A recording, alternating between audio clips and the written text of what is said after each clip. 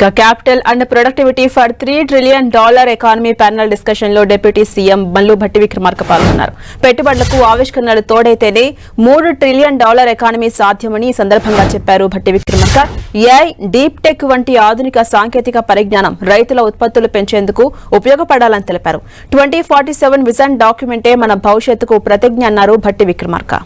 ఇక రాబోయే 22 ఏళ్లలో నిర్దేశించుకున్న లక్ష్యాన్ని చేరుకోవాలంటే ప్రస్తుతం ఉన్న అంచనాల ప్రకారం లెక్కిస్తే 16 రెట్ల ఆర్థిక వృద్ధి సాధించాల్సి ఉందని డిప్యూటీ సీఎం భట్టి విక్రమార్క తెలిపారు.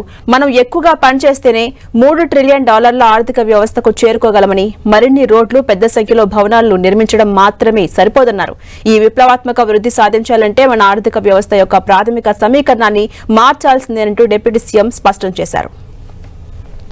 ఇక గతంలో ఈజ్ ఆఫ్ డూయింగ్ బిజినెస్ లో ర్యాంకులు పెరిగితే సంతోషపడ్డామని, కానీ ప్రపంచం చాలా వేగంగా మారిందన్నారు.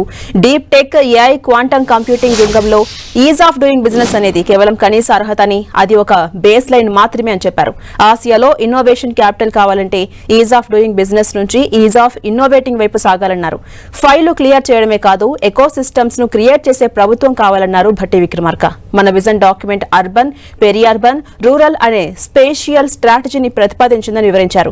మన దగ్గర ప్రణాళిక ఉందని, ప్రతిభ ఉందని, కానీ ఇన్నోవేషన్ కూడా ఖరీదైందని తెలిపారు. ముఖ్యంగా ఇన్నోవేషన్ అంటే రిస్క్ ఉంటుందని తెలిపారు భట్టి విక్రమార్క. అటు ప్యానెల్ డిస్కషన్ లో పలువురు ఎక్స్పర్ట్స్ కు పలు ప్రశ్నలు సంధించారు భట్టి విక్రమార్క. ఉత్పాదకత పెరిగితే ఉద్యోగాలు తగ్గుతాయనే భయాన్ని ఎలా అధిగమించాలని ప్యానెల్ ప్రశ్నించారు.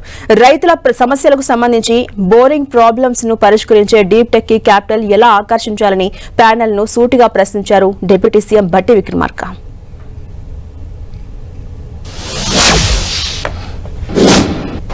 Which is aimed at $3 trillion economy. By 2047, we wanted to achieve to that economy. So keeping that in our mind, our thought, under our Chief Minister Shri Revanth Reddy Garu and other entire cabinet colleagues, to achieve that goal, we thought first let us prepare a document by consulting various sectors and important industry leaders, ISP, Niti Aayog, and all our departmental secretaries under the various departments, ministers heading over.